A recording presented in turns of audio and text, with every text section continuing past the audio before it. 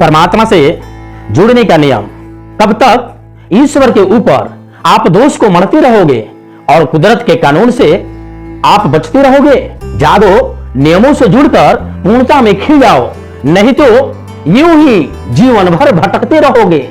परमात्मा से जुड़ने का नियम दुनिया का सबसे सरल तरीका है, मगर देश के पंडा पुजारियों ने, मुल्ला मुलाओं ने और पास्ट और पादरियों ने इतनी दूर बताते रहे लोग कि बहुत भक्ति के बाद अर्थात जिनके ऊपर कृपा होगी उन्हीं से परमात्मा की दर्शन होगी। मगर ऐसा कुछ नहीं है।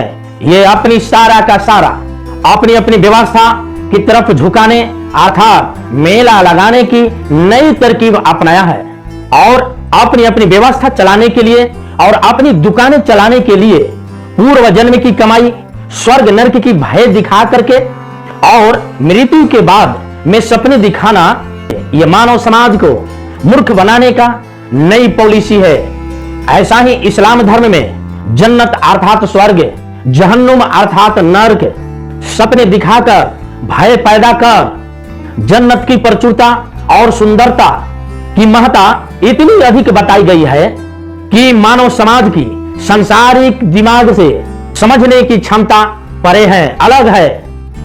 ऐसा ही ईसाई धर्म में भूत प्रेत शैतानी हरकतों से अर्थात किसी भी प्रकार की रोग को चंगाई से मुक्ति पाने के नाम पर स्वर्ग की सपने दिखा करके लूटा जा रहा है।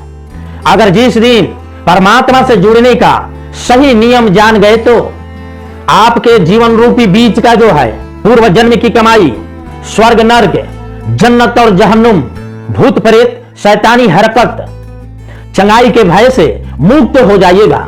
आइए अब जानते हैं परमात्मा से जुड़ने का नियम। पहले तो जान ले कि परमात्मा कोई वस्तु नहीं है, परमात्मा कोई व्यक्ति का नाम नहीं है कि किसी को कहने से मिलेगा। इस संसार में सारा चीज अस्तित्व में है। अगर अस्तित्व में ना रहता तो हम खड़े नहीं हो पाते, एक दूसरे से बात नहीं कर पाते, हम गिर गए होते। इसलिए हर एक चीज दूसरे से जुड़ी है। चांद तारे से जुड़े हैं, सूर्य पृथ्वी से जुड़े हैं, वृक्ष जमीन से जुड़े हैं और हम हवा से जुड़े हैं और हवा से सारे पशु पक्षी जुड़े हैं। हम सूरज से जुड़े हैं और सूरज से सारे पशु पक्षी वृक्ष से जुड़े हैं और हम सब जुड़े हैं। हम सब एक साथ है, कोई हमसे अलग नहीं है, कोई अकेला नहीं है। बड़ी मजे की बात है कि संसार एक दूसरे की साझेदारी पर चल रहा है। वृक्ष तुम्हारे लिए हवा तैयार कर देते हैं और आप वृक्ष के लिए, आपके बिना वृक्ष भी नहीं रह सकेंगे।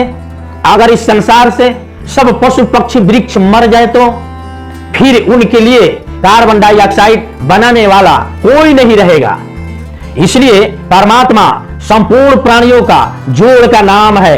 भोजन तुम करते हो तो सब मिट्टी है, चाहे गेहूं हो, चावल हो, साग हो, सब्जियां हो, सब मिट्टी है, क्योंकि मिट्टी से आ रहा है और फिर पुनः मिट्टी में चला जाता है।